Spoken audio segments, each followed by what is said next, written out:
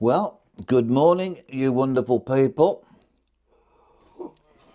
I'm just having a nice cup of coffee from my mug that was bought for me by my grandson, young Theo. I'm quite impressed actually because he can't walk, talk, or stand up yet. So I think getting to the shops and buying me that mug is an achievement. All right, by anybody's standards. Right, so today.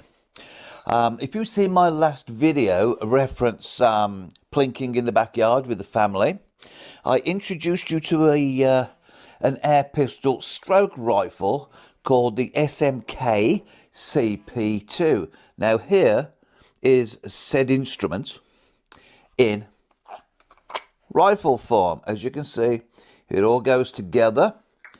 What I noticed when I took it to the range, because of the distances involved, wearing glasses, to actually focus on the target was nigh on impossible. And in all fairness, at a distance, when you line your sights up, it completely covers the target anyway. So I introduced a scope. All right, so while I'm talking, I'm going to start stripping this down because there's a method to my madness. There's a reason for this video. So here we have a sub 6 pounds air pistol stroke rifle. Right? When I say sub 6 pounds, that is 6 pounds feet pressure maximum. Right? You will not get 6 pounds pressure out of this pistol. I don't care how hard you try unless you modify it severely. Right?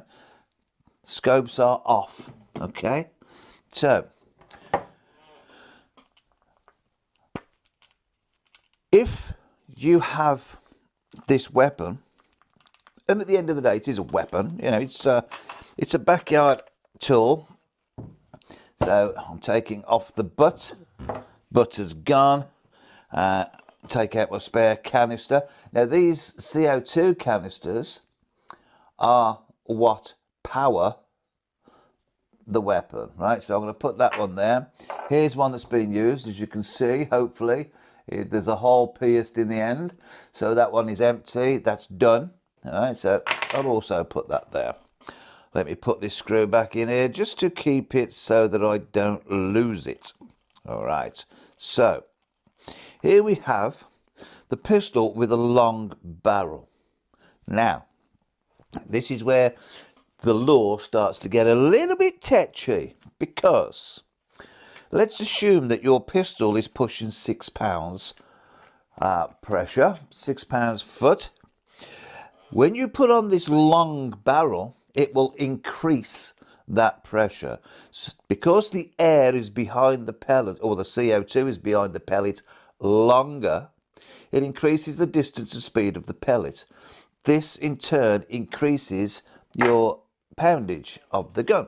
So to use that in that form, it's illegal. You need a firearms license. All right. So you do not use it in that form. What we are going to do, I'm going to break it down bit by bit. So I'm going to take this off. Right. And trust me, there's a reason for all of this. The reason I have this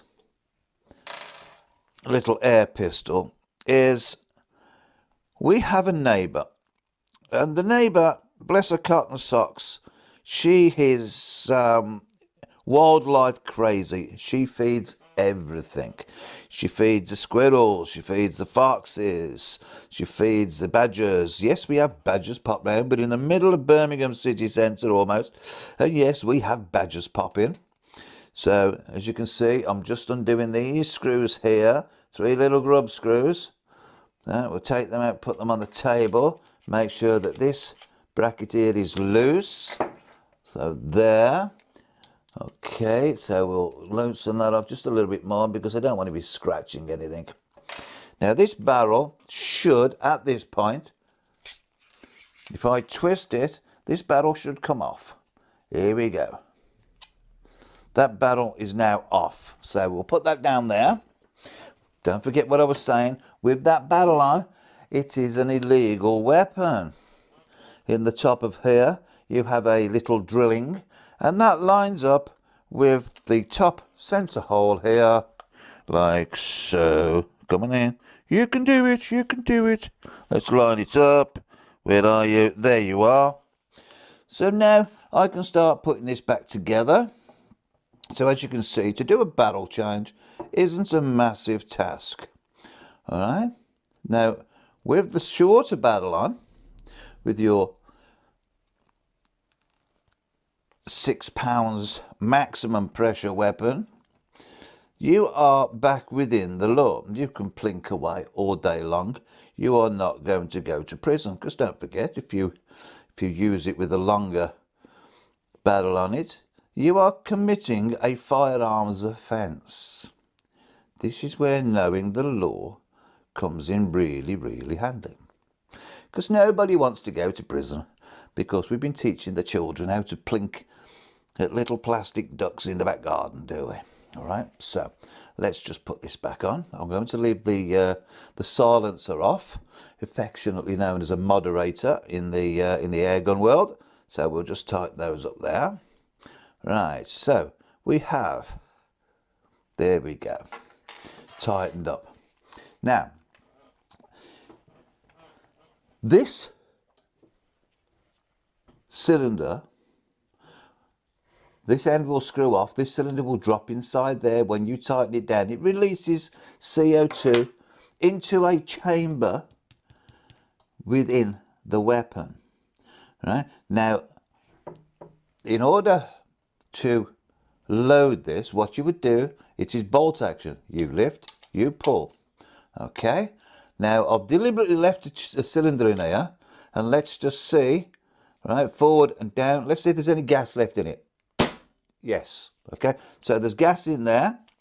Now, what we have is, having watched these videos on YouTube, how to increase the poundage of your gun, I thought, okay, let's just see how practical this is. Right? I have a chronograph. I can measure it every inch of the way, and as long as that does not go above 6 pounds feet, and the longer barrel and rifle form doesn't go above 12 pounds feet, I'm within the law. All right, so I'm okay. I can have a play. I can have a mess about. So, first and foremost, what happens within the bolt area here? Inside here, we have a sliding hammer with a spring behind it. All right. As you draw this back, as you can see, look, it pushes it forward. So there are videos out there that tell you to stretch that spring. All right. Okay, you're stretching the spring, which may have a little bit of difference, but the poundage of a spring is a poundage of a spring. All right. So you're not actually going to increase the poundage of the spring, although if you put it on scales and try and compress it, it will give the effects that you are. All right. Now, forward of the spring is a hammer, a sliding hammer. And what happens when you draw back on your bolt, it brings back the hammer and it locks into position, which it has done. Right? When you pull the trigger, the hammer will slide forward and it will hit the back of a shuttle valve.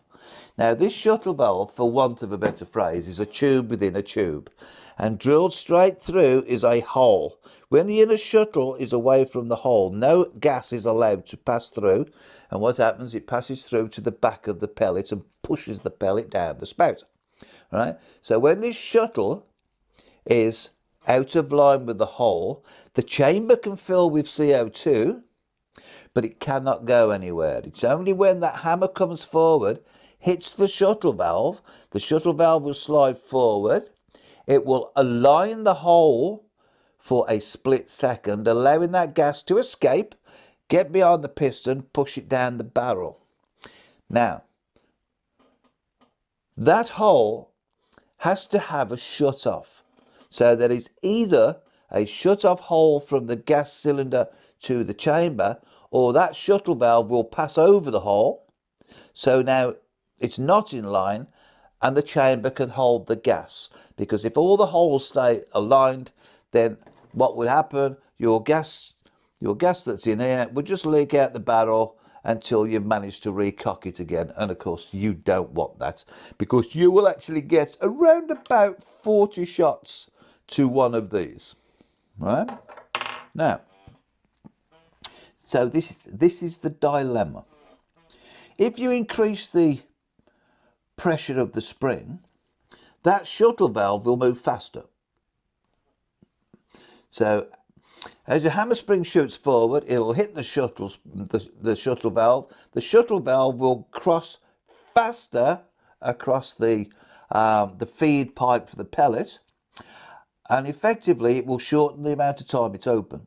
So theoretically, you get less gas coming out, less gas beyond the pellets, so you're going to lose poundage. This is the theory behind my thinking. Okay, but it didn't stop me trying anyway. So I tried the spring. It states, let's stretch the spring. So I stretched the spring and it didn't really make any difference. And I thought, well, okay, all right, I've listened to you. I wasn't sure, but now I am. So it wasn't worth the effort, all right?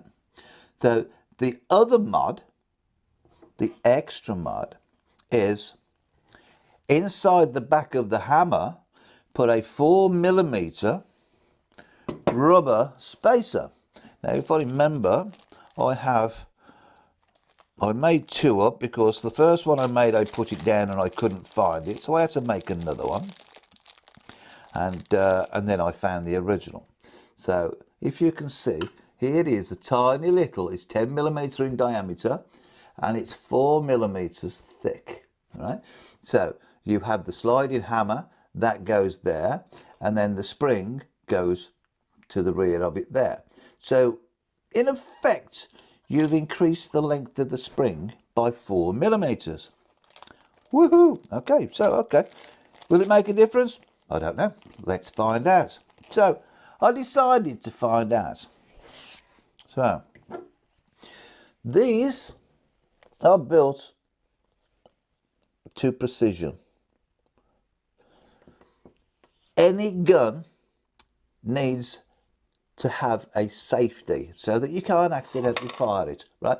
This is, let me have a drink of my coffee. The one who's wise and wonderful, that must be me. Bearing in mind I've just spilt it everywhere. Right. Now, the safety is built into the trigger. It's a slide safety on the trigger. Now, remember, we've increased the distance. Well, increased the length of the spring. Watch this. Okay, that's cocked. Where's the safety? No safety. It's still inside the gun. I don't even know. I can't pull it out. It's still inside the gun. So now we have an unsafe gun. This isn't something that you would give to your children under supervision to use, because it hasn't got a safety. So what I intend to do, and I'm going to attempt to do this, you should always drain the gas out of this gun, right? Now, theoretically, because I'm only going into the hammer side of things, there should be no gas. I could blow my head off yet, but let's just be hopeful that I don't. So what I'm doing, I'm just taking the screw out the bottom of the gun just before the trigger mechanism. All right, so let's take these out of here. Come out, wherever you are. Come on, you can do it. It's not very easy when you're trying to talk on camera. And right, so that's off. Now, inside the back here is where our hammer spring lives. So this little screw here, and there is a seal on there, so I might get some leakage. So I've got to be really, really careful, because I don't want to be popping holes in all sorts. So I'm going to aim it at the soft furniture. Right. Now listen, the screw's still in. I can move that with my finger. So I am confident that there is no gas pressure behind that cap. So what I'm going to do, I'm going to take out this screw, like so, and there is our spring. Now, inside we have a hammer. And inside the hammer we have a rubber. And I've got to try and get that rubber out. So the question is, can I get this hammer out of the gun? Hold that thought, because I've just had something fall out of this gun and I don't want to lose it. And I can't let go of this trigger until I know what this is. And I've got it back in the hole. Oh dear me. Okay. Whew. I think that goes in there. Okay, so that goes in there. So what I'm going to do, I'm going fishing, and then I'm going to come back to you. Okay? Because I don't want to lose this video, and I don't want to lose any more parts. All I'm going to do is fish that rubber cap out, and I'll be directly back. Okay then, I'm back. So that took about 5 minutes to fish this out, because it's down inside the gun there. So there is our insert. Now what we're going to do, that is out. We have our spring. Now what I have done, I've twisted the spring back into itself to try and re-shorten it. We're going to put our hammer spring back in its hole. This little cap here, as you can see, there's a step on it. We're going to have that step towards the bottom of the weapon, because that step is there to locate the casing of the gun. All right, the body of the gun. So let me just put this back together. As you can see, it's no massive job. So that is back in there. Let me just double check, a little nip. Don't overdo this. There you go. So let us put our bits and pieces back together. And then we can rebuild our weapon. Okay, so now what we do, we can put the trigger through, lock that in. There we go. That's fitting nicely. Turn it upside down, put our screw back in. Alrighty, so we will tighten that back down like so. Now here we have our rebuilt gun. Now watch, you see the trigger? Can you see that button? So we'll lock it. Right? That button is now our safety. We have our safety back. All right. On the other side, when we push it here, we will push that and it will come through, and you should see red. See on the inside edge there, it's red. Red means you're in the fire position. So now, and that even sounds louder. All right. So as you can see, our trigger, our safety is back.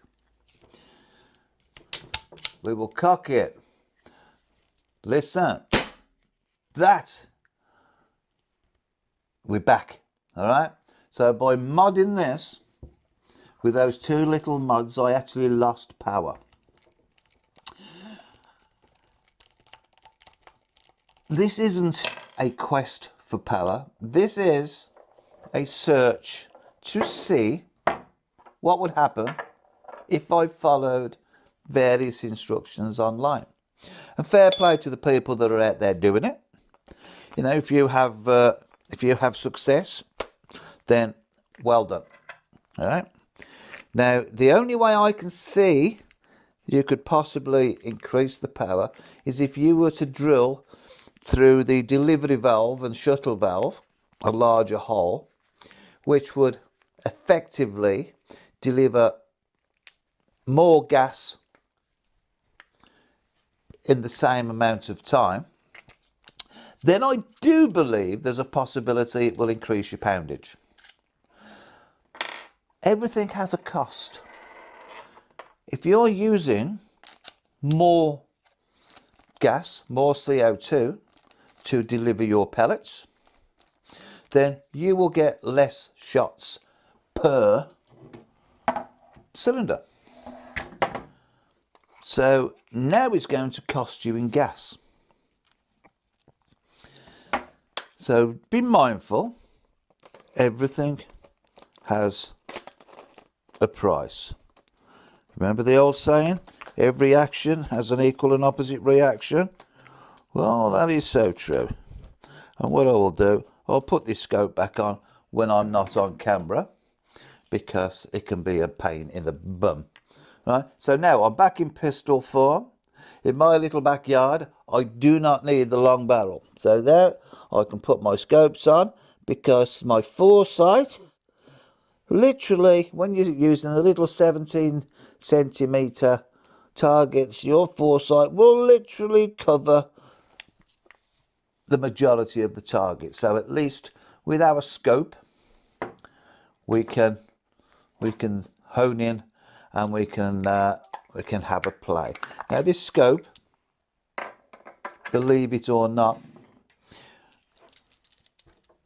off eBay, $29.99, and it's a 3-4x4, so that's a 9 times 40 EG. Here we go. Have a look at that. There's your number if you wish to have a look. Now the beauty of this, there is no magnification this end, no focus in this end. You have magnification from basically from 3 to 9 on this ring. Okay, so there you would adjust your magnification. We're on minimum magnification now. You have your up and down adjustment, you have your windage left and right adjustment under these caps. If I take one off, you will see that we have nice adjustments. You don't need any special tools, so you can click it by hand. Listen. 1, 2, 7. All right, so you can adjust it without any special tools. Now again, when you hit low light, trying to see the crosshairs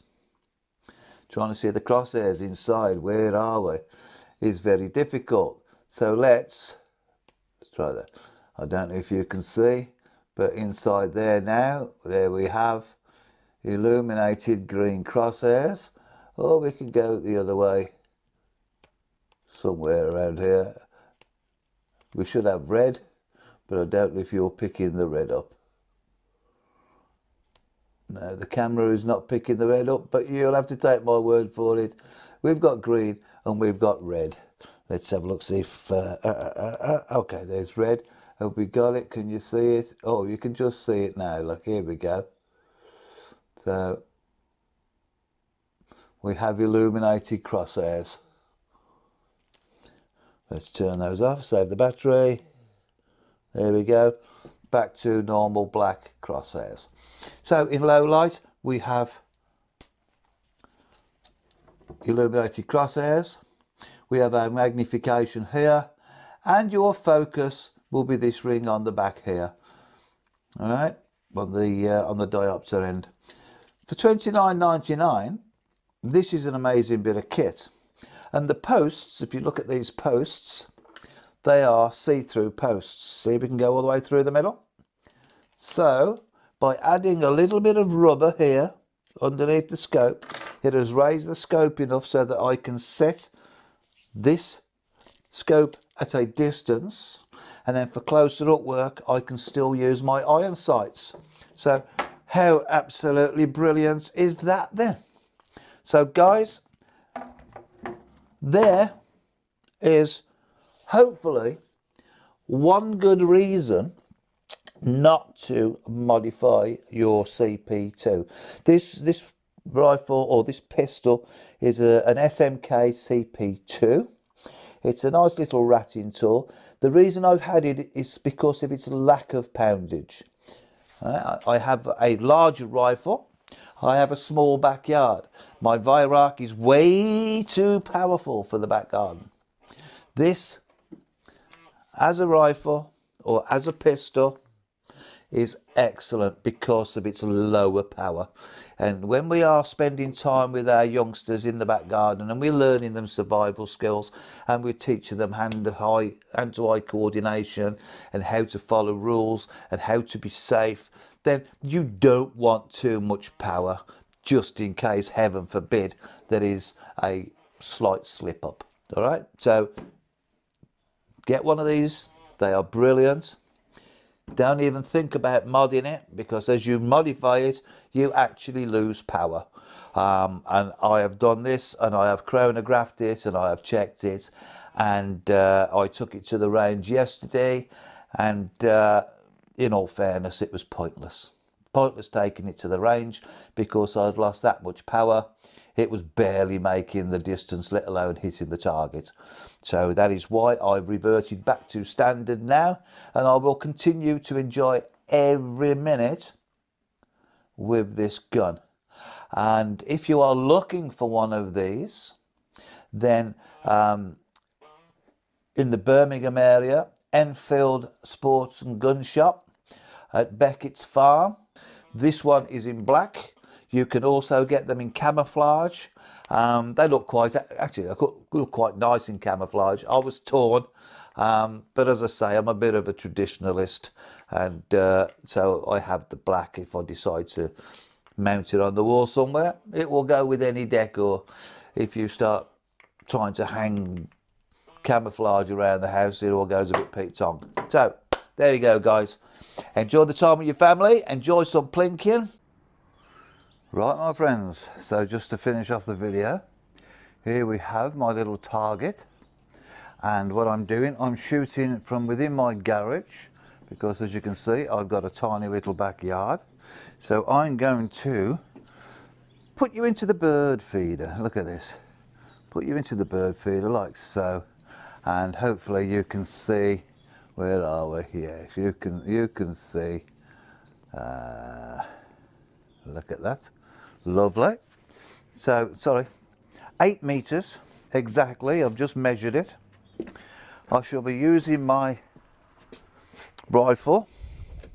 Well, it's the pistol with the buttstock and the short barrel, with my scope, single shot tray, and I'm going first, pellet it in, and I'm going to use green illumination in my scope. Here we go.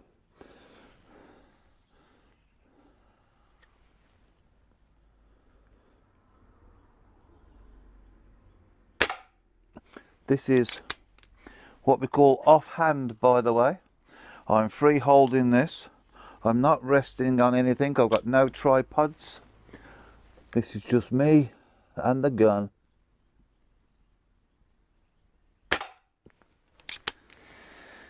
And a little bit of fun.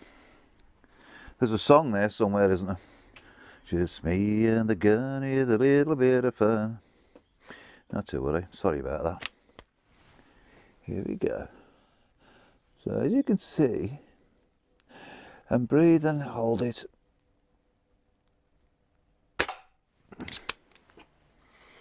This little gun is accurate enough to put the pellets through the same hole.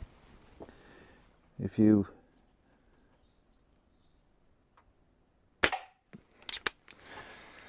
that sort of person that wanted to rest it on a tripod, don't forget what I said. You know, if you have a disability, if you are homebound, wheelchair bound, you have mobility issues, you can do this. And rest from the comfort of your own back garden. There are a multitude of targets out there. You can knock ducks down, you can hit bottle tops.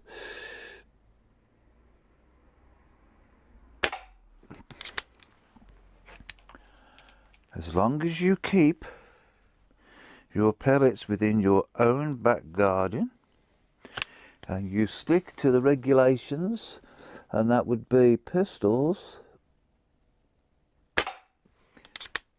no greater than 6 pound-feet, air rifles no greater than 12 pounds-feet. Don't forget what I said. My Viararc is sub 12. It's pushing about 10.5 pounds out. It's too powerful for this back garden. It will put holes in the brick walls and all sorts. Alright. Last thing you want is a ricochet coming back at you. So wear the protective eyewear. And away you go. So here is a little bit of fun on a Saturday morning. Well, the missus has gone to work and it's okay. She cleaned up yesterday. She's not expecting me to be doing it today. But then again, you never know, do you? I can't get my pellet in. I've just gone stupid. Okay, get in there. Thank you very much.